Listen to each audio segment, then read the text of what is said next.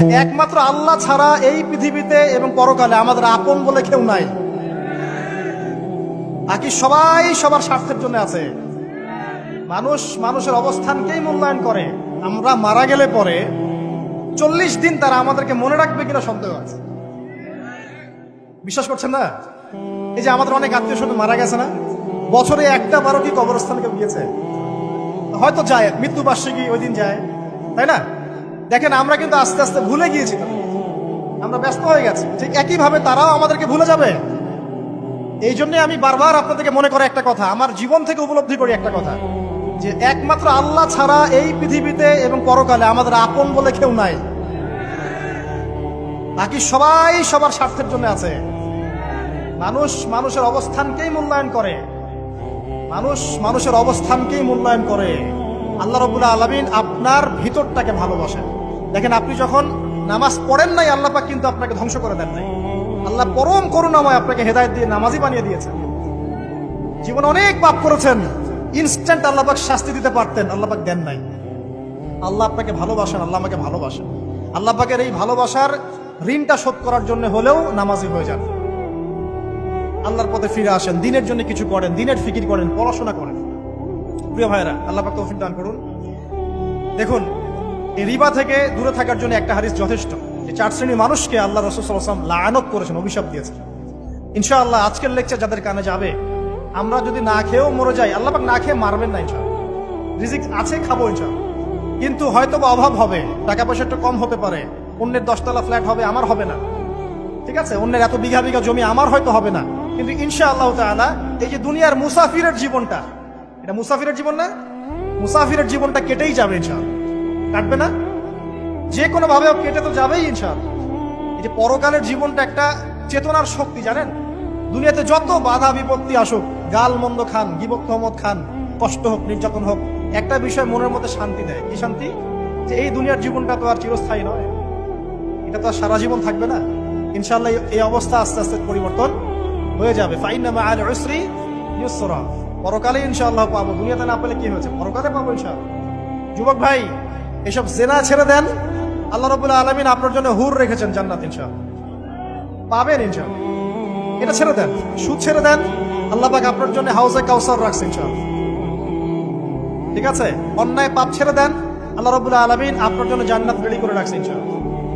এই দুনিয়ার জীবনটা ধোঁকা, একটা ছোট্ট জীবন, পুরা ধোঁকা, কিচ্ছু নাই এর মধ্যে। আমার কথা শোনেন, এই দুনিয়ার জীবনে কিছুই নাই। চারপাশে অনেক কিছু মনে হবে, আপনার বাড়ি আছে, গাড়ি আছে, স্ট্যাটাস আছে, টাকা পয়সা, প্রতিপত্তি সব আছে। আদতে আপনি একা, আদতে আপনাকে একাই কবরে যাওয়া লাগবে, একাই আল্লাহর সাথে হিসেব নিকাশ দিতে হবে। কেউ নাই সাথে, আমাদের সাথে কেউ নাই। কিন্তু আপনি মনে করছেন যে সেলিব্রিটিজম, বড় আমি পলিটিক্যাল নেতা হয়েছি, আমাকে সবাই চেনে, আমি ইকোনমিক সেক্টরে লিড দেই, রাষ্ট্রকে লিড দেই, আমি ধর্মতাত্ত্বিক ক্ষেত্রে লিড দেই, আমাকে দেখলে মানুষ বাহবা দেয়, ইত্যাদি ইত্যাদি। দিন শেষে আমি একা, আপনিও একাই। আমাকেও একাই যেতে হবে, আপনাকেও একাই যেতে হবে। এগুলো সব চারপাশের খালি অন্ধ মোহ, আর কিছু না। এই মোহের মধ্যে ঢুকে পড়বেন, আল্লাহ পাক তৌফিক এনায়েত করুন। নবী সাল্লাল্লাহু আলাইহি ওয়াসাল্লাম বারবার বলতেন, আল্লাহুম্মা ইন্নী আউযু বিকা মিন ফিতনাতিদ দুনিয়া, বলতেন না?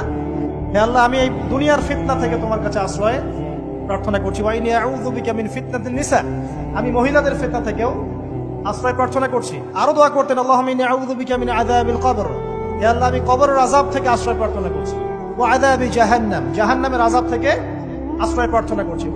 ওয়া মিন ফিতনাতিল মাহইয়া ওয়াল মামাত, জীবন মৃত্যুর ফিতনা থেকে আশ্রয় প্রার্থনা করছি। ওয়া মিন শাররি ফিতনাতিল মাসিহিদ দাজ্জাল, এবং দাজ্জালের ফিতনা থেকে আশ্রয় প্রার্থনা করছি। দাজ্জালে পরে আসবো ইনশাআল্লাহ। দাজ্জাল নিয়ে আলোচনা করলে আবার কিছু মানুষ খারাজি ট্যাগ লাগাই দিতে পারে, ওই জন্য এদিকে আমি এখন যাচ্ছি। হ্যাঁ, সামনে আসি। রিবা, রিবার বিষয়টা বলছিলাম। আইয়ামে জাহিলিয়াতের যে সেই রিবা এখনকার বিশ্বে আছে কি নাই বলেন? ওই সময় না হয় মক্কায় ছিল, এখন কি সারা বিশ্বব্যাপী নাই? বিশ্বের কোনো কান্ট্রি রিবা মুক্ত না, বিশ্বের কোনো দেশ রিবা থেকে মুক্ত থাকতে পারবে না। এই বিশ্ব পরিচালনা যারা করছে ওদের আন্ডারে থাকলে কখন হবে বিশ্ব রিবা মুক্ত? একদিন বিশ্ব রিবা মুক্ত হবে ইনশাআল্লাহ।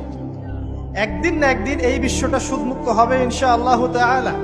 তখন জালেম পার পাবে না, মাজলুমের রক্ত শ্রম বৃথা যাবে না ইনশাআল্লাহ। আর হাতে যখন দাজ্জাল নিহত হবে এবং জেরুজালেম থেকে যখন পুরো বিশ্ব শাসন করা হবে মুসলিমদের হাতে, তখন রিবা বলে কিচ্ছু থাকবে না। তার আগ পর্যন্ত এই অবস্থা সলভ হবে কিনা আমরা জানি না, হতেও পারে না হবে। ওই সময় যে হবে নিশ্চিত ইনশাআল্লাহ। আসুন, আইয়ামে জাহিলিয়াতের আরেকটা বড় পাপ ছিল যে এক ভাই বলেছেন, সেটা হচ্ছে নারীর অবমাননা। কে বলেছে এই কথাটা? সামনে একজন। হ্যাঁ, আইয়ামে জাহিলিয়াতের অন্যতম একটা সেরা পাপ ছিল কি? নারীর অবমাননা। এটা নিয়ে কি বলতে হবে? এখন ধর্মের মধ্যেও আমরা নারীদেরকে অবমাননা করছি। বহু নামাজি ব্যক্তি আছে আমাদের মধ্যে, দেখবেন বোনের সম্পত্তি দেয় নাই, মেয়েকে শিক্ষিত করতে চাচ্ছেন না। কেন চাচ্ছেন না? ওর কি অধিকার নাই শিক্ষা? আপনি কি জানেন যে আয়েশা রাদিয়াল্লাহু আনহার কাছে বহু সাহাবী হাদিসের তালিম নিয়েছেন, বহু হাদিস শিখিয়েছেন কে? মা আয়েশা রাদিয়াল্লাহু আনহা। তিনি যদি শিক্ষিত না হতেন শেখাতে পারতেন? তো মেয়েদের শিক্ষার দরকার আছে না? হ্যাঁ, কি বিষয় দরকার? তাদের উপযুক্ত পরিবেশ নিশ্চিত করতে হবে, নিরাপত্তা, পর্দা এগুলো নিশ্চিত করতে হবে। তারপরে মেয়েদেরকে আপনি অবশ্যই শিক্ষিত করুন। ঘরের কোণে বসে রাখতে কে বলেছে? আপনি নিরাপদ পরিবেশ দেন, পর্দা দেন, তারা মাদ্রাসা যাবে, পড়াশোনা করবে। ঠিক আছে? আল্লাহ পাক আমাদের মা বোনদেরকে শিক্ষিত করার তৌফিক দান করুন, আমিন। ভালো ভালো কোয়ালিটি সম্পন্ন মহিলা মাদ্রাসা গড়ে তোলেন। আর মেয়েরা যদি শিক্ষিত না হয় তাহলে আমাদের বাড়ির বউরা শিক্ষিত হবে।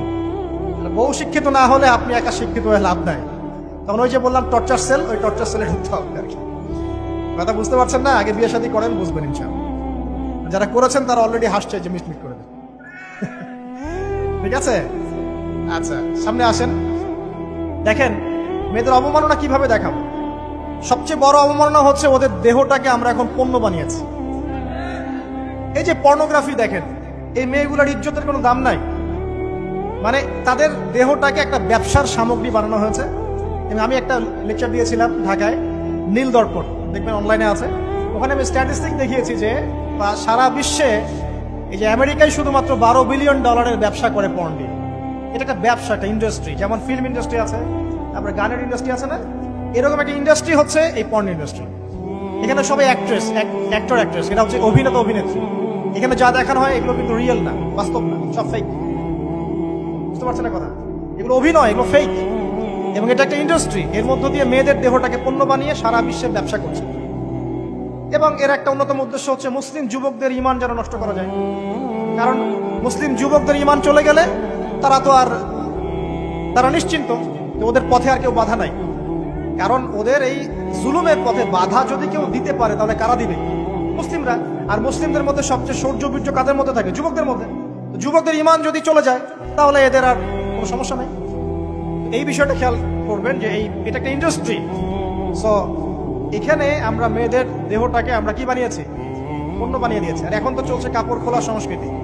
প্রত্যেকটা সেক্টরে আপনি গিয়ে দেখবেন মেয়েদের ইজ্জত, সম্মান, আব্রুটাকে উন্মুক্ত করে এটাকে দিয়ে আমরা বিজনেস করছি।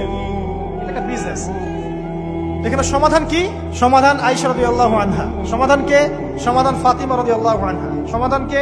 সমাধান খাদিজা রাদিয়াল্লাহু আনহা। আমাদের মা, আমাদের বোন, আমাদের স্ত্রীদেরকে তাদের মতো করে মানুষ করতে হবে, গড়ে তুলতে হবে ইনশাআল্লাহ। দেখবেন নারীর সত্যিকারের সম্মান নিশ্চিত হবে ইনশাআল্লাহ। ইসলাম কি কখনো বলেছে যে মেয়েরা কাজ করতে পারবে না, পড়াশোনা করতে পারবে না ইত্যাদি? এই নাস্তিকরা তো ঠুনকো যুক্তি দিয়ে আক্রমণ করে। কে বলেছে সমস্যা? এমন ইসলামিক স্টেট আছে যেখানে একটা স্টুডিও, মনে করি স্টুডিও, ছবি তোলা হয়, কথার কথা, সেখানে সব কর্মী মহিলা, কোনো পুরুষ নাই। একটা মাদ্রাসা, সমস্ত কর্মী মহিলা, কোনো পুরুষ নাই।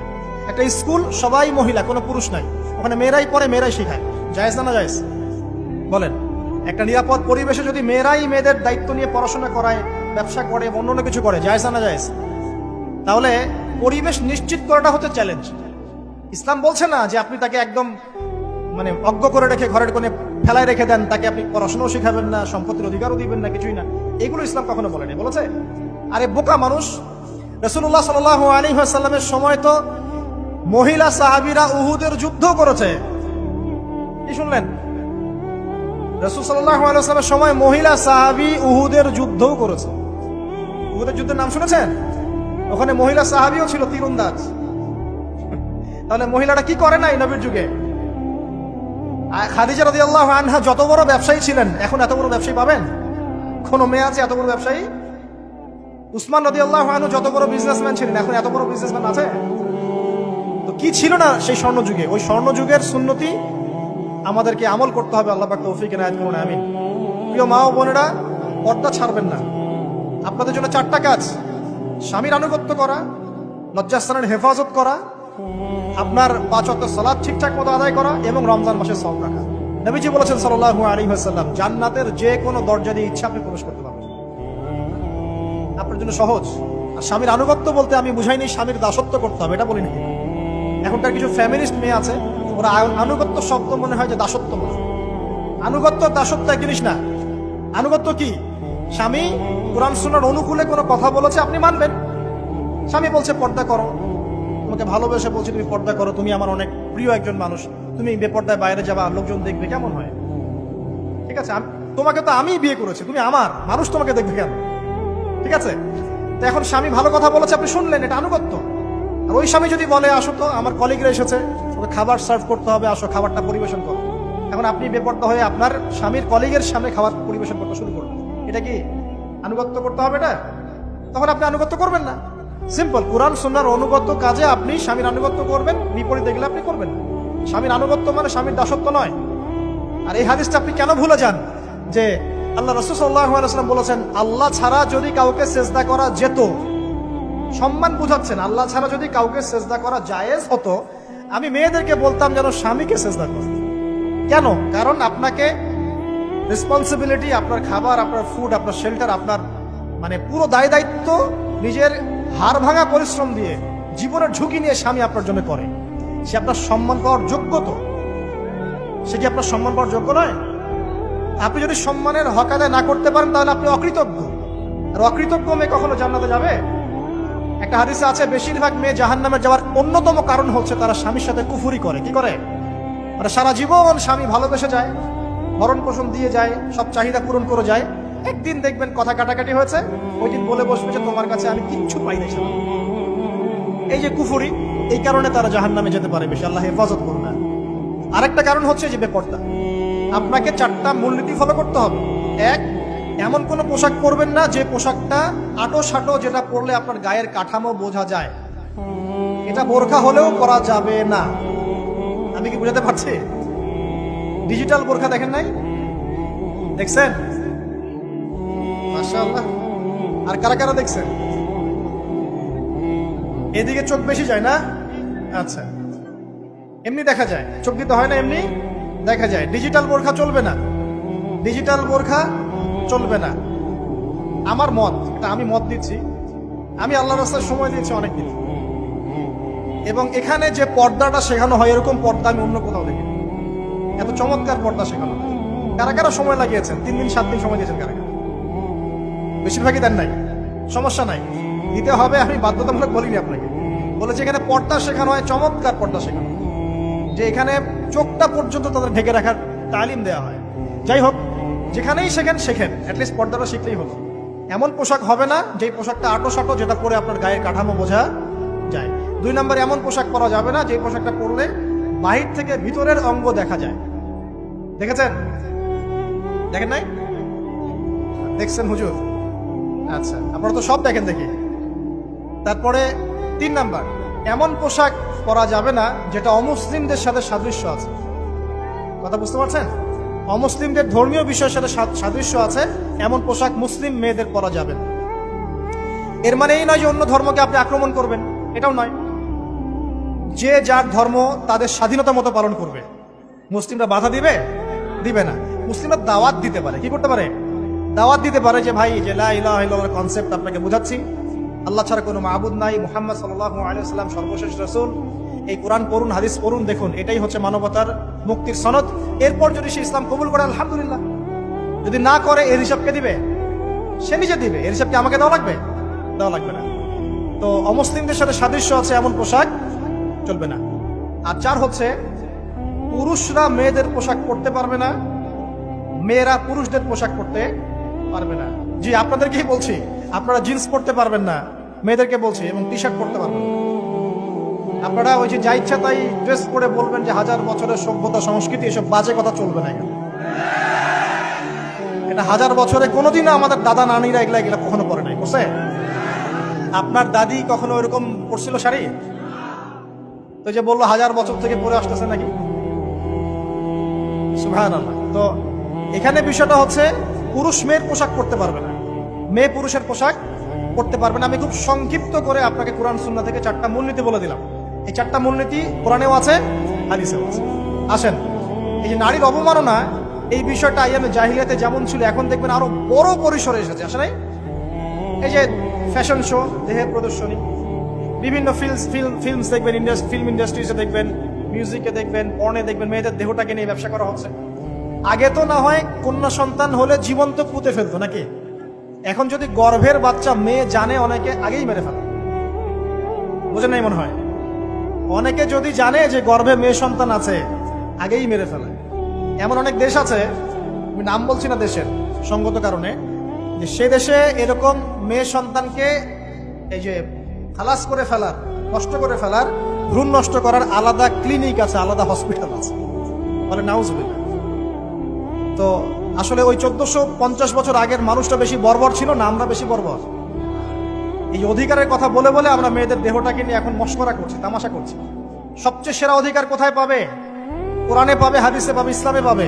তার পর্দা নিশ্চিত হবে, দেহ সেফ থাকবে, তার ইজ্জত নিশ্চিত হবে, ইজ্জত সেফ থাকবে, তার সম্মান সেফ থাকবে, তাকে রাজরানীর মতো স্বামী বাসায় রাখবে, কারণ সে হচ্ছে তার কাছে সবচেয়ে মূল্যবান, প্রিয় বস্তু। শুধু তাই নয়, সম্পত্তির অধিকার তাকে দিতে হবে। একজন মেয়ে তার ভাইয়ের সম্পত্তি পাবে, তার বাবার সম্পত্তি পাবে, তার স্বামীর সম্পত্তি পাবে, সব দিক থেকে সে সম্পত্তি পাবে। আর একজন ছেলে কিন্তু সব দিক থেকে সম্পত্তি পাবে না। এই বিষয়গুলো যখন এক শ্রেণীর মানুষ বোঝে না, তখন ইসলামের বিরুদ্ধে অহেতুক প্রপাগান্ডা চালানো শুরু করে। সবচেয়ে সেরা সম্মান রক্ষার উদাহরণ দেয়া হয়েছে ইসলামে, কোরআনে এবং হাদিসে। এই কথাটা আপনাদের মা বোনদেরকে বোঝাবেন, তবে নম্রতা, এখানে আপনাকে হিকমা অবলম্বন করতে হবে। আল্লাহ পাক তৌফিক দান করুন। একটা বিষয় বলছিলাম, ওই যে শিরকের পাপ এখন গ্লোবালাইজেশন হয়েছে না, ওই সুদের পাপ এখন গ্লোবালাইজেশন হয়েছে না। গ্লোবালাইজেশন বোঝেন? মানে বিশ্বায়ন, পুরো বিশ্বে ছড়িয়ে পড়েছে না। আরেকটা হচ্ছে এই যে মেয়েদের অবমাননা, এটা সারা বিশ্বে ছড়িয়ে পড়ে নাই? আচ্ছা, আর দুটা বলবো, এরপর বলে আমি শেষের দিকে যাচ্ছি। আসা, একটা হচ্ছে মাদক। আইয়ামে জাহিলিয়াতের অন্যতম সেরা পাপ ছিল কি? মাদক। ওই যে বলছেন জাহিলি যুগ, কেন বলছেন জাহিলি যুগ? বিকজ ওইখানে মাদক খেত মানুষ বেশি। এখন বলেন, ওখানে না হয় মক্কায় মাদক খেত মানুষ, এখন সারা বিশ্বে মাদক ছড়িয়ে পড়ে নাই?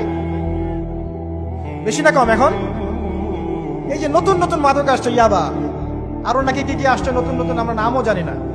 এই যে গাজার নাম জানি, ফেন্সিডিলের নাম জানি, আর কি কি আছে, হিরোইন, বলেন আপনি একটা, আফিম, আর কি আছে? হ্যাঁ, ব্রেন্ডি, সুবহানাল্লাহ, এই নামও কখনো শুনি নাই আমি। আচ্ছা শোনেন, বিষয়টা হচ্ছে, দেখুন, এই বিষয়টা কি হালাল না হারাম? আচ্ছা, এটাকে যদি আমরা হালাল করে নেই তাহলে কি হবে? কুফরি হবে না শিরক হবে?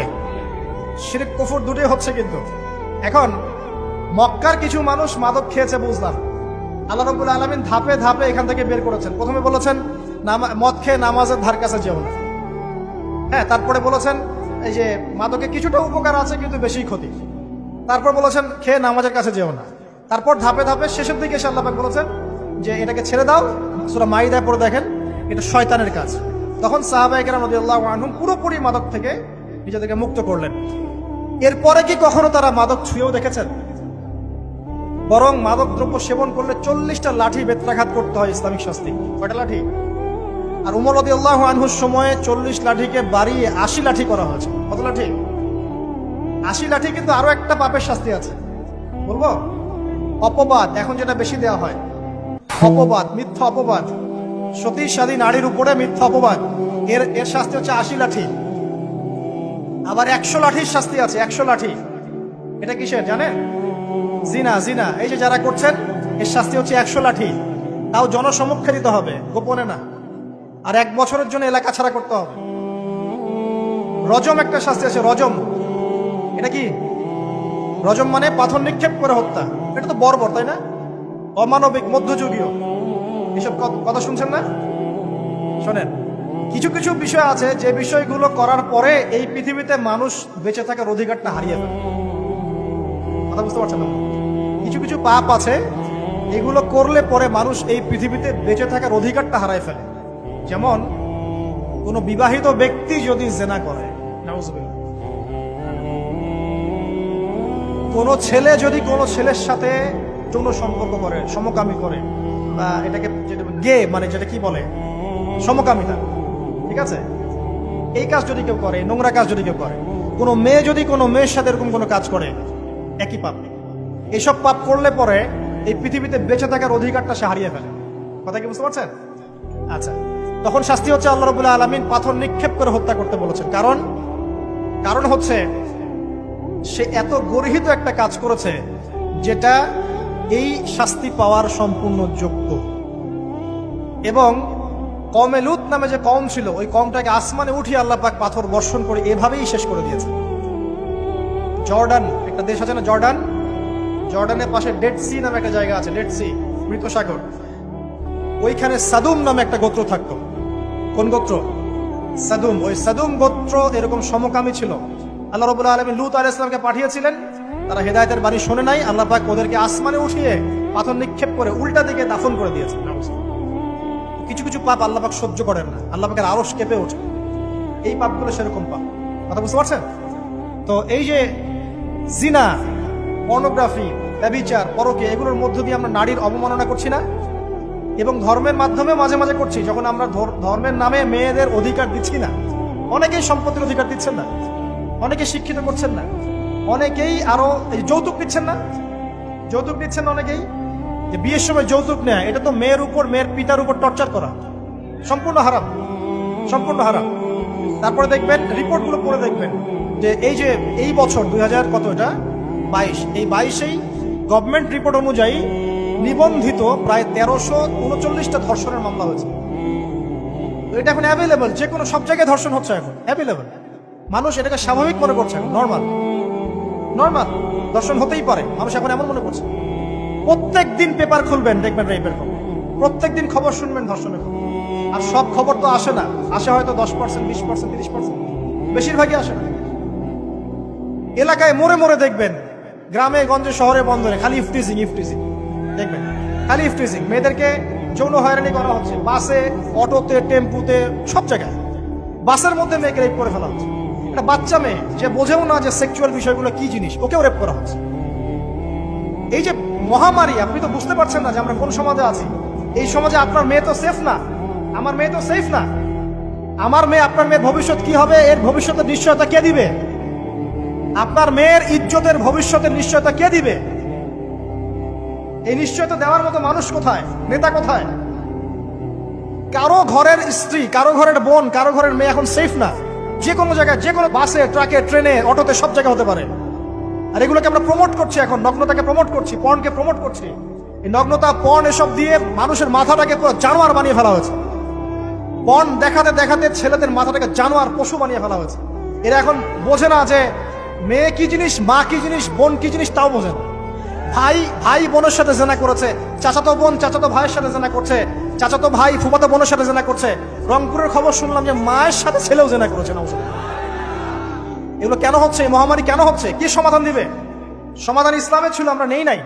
সমাধান হচ্ছে, প্রথম সমাধান অশ্লীলতার মহামারী বন্ধ করতে হবে, পর্দা নিশ্চিত করতে হবে, পর্নোগ্রাফির সমস্ত সাইটগুলো বন্ধ করে ফেলতে হবে। আজকের নিউজ দেখেছি আমি, এটা আমি ধন্যবাদ জানাই বাংলাদেশ গভর্নমেন্টের, যে তথ্য প্রযুক্তির যে সেন্টার আছে, প্রায় 26,000 পর্ন সাইট তারা বন্ধ করে দিয়েছে, আলহামদুলিল্লাহ। তো কথা বললে তো কাজ হবে, কথা না বললে কাজ হবে কিভাবে?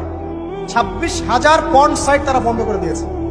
যখন সমাজের মানুষ পর্ন দেখতে দেখতে পশু হয়ে গেছে, আপনি বাইরে এই যে আলখাল্লা টুপি দাঁড়িয়ে পরে ঘুরলে লাভ আছে?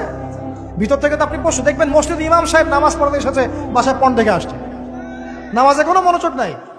দেখবেন টাপাটাপ নামাজ পড়ছে, কোনো মনোযোগই নাই, পর্ন দেখে। ইমানের আলোচনা করবেন, খুব লাফালাফি করলো, 2 দিন পর দেখবেন কোনো খবর নাই, পর্ন দেখতে দেখতে ভিতরটা শেষ, ড্যামেজ। পর্নোগ্রাফিতে যে একবার আসক্ত হয়েছে, তার মধ্যে ইমানের কোনো তেজই থাকবে না, কোনো তেজ থাকবে না। এখন আলেম জালেম সবার ফোনে ফোনে দেখবেন পর্ন চলে আসতেছে, কেউ দেখতে না চাইলেও তাকে দেখতে বাধ্য করা হচ্ছে। ফেসবুকে ঢুকবেন, নগ্ন দৃশ্য। এই নগ্নতা দিয়ে, এই পর্নোগ্রাফি দিয়ে, এই যে মিডিয়ার মধ্যে দিয়ে প্রমোটিংটা দিয়ে ব্যভিচার ছড়িয়ে দেয়া, জেনা ছড়িয়ে দেয়া, অশ্লীলতা ছড়িয়ে দেয়া, পরকীয়া ছড়িয়ে দেয়, এর মধ্য দিয়ে নারীর সম্মান, দেহ, ইজ্জতকে আমরা এখন রাস্তার সাথে মিশে দিয়েছি। কিসের অধিকারের কথা বলছে? কিসের নারী অধিকারের কথা বলছে? খালি ডিগ্রি সার্টিফিকেট অর্জন করতে পারলেই অধিকার হয়? আমার তো ইজ্জতই ঠিক থাকলো না, আমার অধিকার কোথায় থাকলো? একটা সার্টিফিকেট অর্জন করার জন্য কলেজের মেয়েদেরকে বড় বড় নেতার বেডরুমে ঢুকানো হচ্ছে, দেখেন নাই? তো একটা সার্টিফিকেট অর্জন করতেই হবে আমাকে, নিজের ইজ্জত বিক্রি করে দিয়ে হলেও আমার সার্টিফিকেট অর্জন করতেই হবে। লাথি মারি এসব পড়াশোনার পিছনে, দরকার নেই আমার পড়াশোনা। হচ্ছে বাসায় এলাকায় এলাকায় মহিলা মাদ্রাসা করেন, মাদ্রাসায় মেয়েদেরকে পড়ান। আমি খুব দুঃখের সাথে বলছি, অনেক মাদ্রাসাতেও এরকম ঘটনা কিন্তু ঘটেছে, ঘটেছে না? এখানে একটা কথা আমরা পরিষ্কার করতে চাই, সেটা হলো যে পাপ পাপী, রেপ রেপি, ধর্ষণ ধর্ষণী, সে আলেম করুক আর জালেম করুক, ইমাম করুক আর জালেম করুক, ফাসেক করুক, সবাইকে সমান শাস্তি নিশ্চিত করতে হবে। আর শাস্তি হবে দৃষ্টান্তমূলক, যেন আরো 10 জন দেখে শিক্ষা নেয়। ওই যে ইসলামে আছে না হাত কেটে ফেলা, কি কারণে বলেন তো? কারণ সবাই যখন দেখবে এই যে খুঁটির সাথে বেঁধে একটা চোরের হাত কেটে ফেলা হয়েছে, এলাকার সব মানুষ দেখেছে, চুরি পারবে না কমবে? নিশ্চিত চুরি কমে যাবে ইনশাআল্লাহ। এই যে নারীর অবমাননার ওই যুগের চেয়ে এই যুগে বেশি না কম? আপনি ভালো করে আল্লাহর নূর দিয়ে দেখেন। আমি প্রথমে বলেছি, শুধু বাইরের চোখ দিয়ে দেখলে সব বুঝতে পারবেন না। আল্লাহ পাকে নূর দিয়ে দেখেন, কোরআন সুন্নাহর গভীর জ্ঞান দিয়ে দেখেন, দেখবেন ওই জাহিলিয়াতের চেয়ে 1000 গুণ বেশি জাহিলিয়াত এখনকার বিশ্বে চলছে। আল্লাহ পাক আমাদের মা বোনদের ইজ্জত হেফাজত করুন, তাদের সম্মান হেফাজত করুন। আমরা দোয়া করি আল্লাহ পাক তাদেরকে উচ্চশিক্ষা মূল্যবান, মহামূল্যবান মনে করে আমাদেরকে হেফাজত করার তৌফিক দান করুন, আমিন। আর তাদেরকে যারা নগ্ন করতে চায়, আল্লাহ পাক এদেরকে ধ্বংস করে ছেড়ে দিন, আমিন। আল্লাহ পাক বলেছেন, যারা চায় মুমিন মুসলিমদের সমাজে অশ্লীলতা ছড়িয়ে পড়ুক, দুনিয়া এবং আখিরাত উভয়ে জাহানে আল্লাহ পাক এদেরকে ধ্বংস করুন। আরেকটা বলে শেষ করি, সেটা হলো, কয়টা বলেছি ভাই জাহিলিয়াত? ইমাম মুহাম্মদ বিন আব্দুল ওয়াহাব রাহিমাহুল্লাহ তার একটা বইয়ের মধ্যে 1000টা জাহিলিয়াত আছে। আমি 5টা বাছাই করেছি। কয়টা? 5টা। কয়টা বলেছি? 4টা। এক হচ্ছে কি বলেছিলাম? শিরক, আছে না নাই? রিবা এখন আছে না নাই? 3 নাম্বার কি ছিল? মাদক। আর 4 নাম্বার নারীর অবমাননা। মাদক তো বুঝলেন, এটা তো আমার চেয়ে আপনারা ভালো বুঝেন, মাদক সব জায়গায় আছে। একটা কথা বলি, দেখুন মাদক নিয়ে একটা কথা বলি, শুনুন। আপনাদের কি কখনো গায়ে কখনো ফোড়া হয়েছে? কার কার গায়ে ফোড়া হয়েছে বলে হাত তুলুন। আচ্ছা, কেমন ব্যথা? ফোড়া ফেটে গেলে কি বের হয়? রক্ত আর পুঁজ বের হয়, তাই তো? তো নবী সাল্লাল্লাহু আলাইহি ওয়াসাল্লামকে সাহাবীরা পরে জিজ্ঞাসা করলেন, ইয়া রাসূলুল্লাহ, কোন পাপের কারণে তাদেরকে এই শাস্তি দেওয়া হচ্ছে? নবী করিম সাল্লাল্লাহু আলাইহি ওয়াসাল্লাম বললেন, তাদেরকে এই শাস্তি দেওয়া হচ্ছে একটা পাপের কারণে, সেটা হলো মাদক দ্রব্য সেবন করা। আর ওই পানীয়টার নামও নবীজি বলে গেলেন, তার নাম হচ্ছে তিনাতুল খাবাল। কি নাম? তিনাতুল খাবাল। এই তিনাতুল খাবাল মানে জাহান্নামীদের রক্ত এবং পুঁজ, এটা খেতে দেওয়া হচ্ছে মাদক দ্রব্য সেবনকারীদের জন্য। আল্লাহ রাসূল সাল্লাল্লাহু আলাইহি ওয়াসাল্লাম বলেছেন, কোন ব্যক্তি যদি মাদক সেবন করে, তার 40 দিনের নামাজ কবুল হবে না। সে যদি আবার তওবা করে ফিরে আসে, আল্লাহ পাক মাফ করে দিবেন ইনশাআল্লাহ। যদি আবারও মাদক খায়, আবার 40 দিনের নামাজ কবুল হবে না।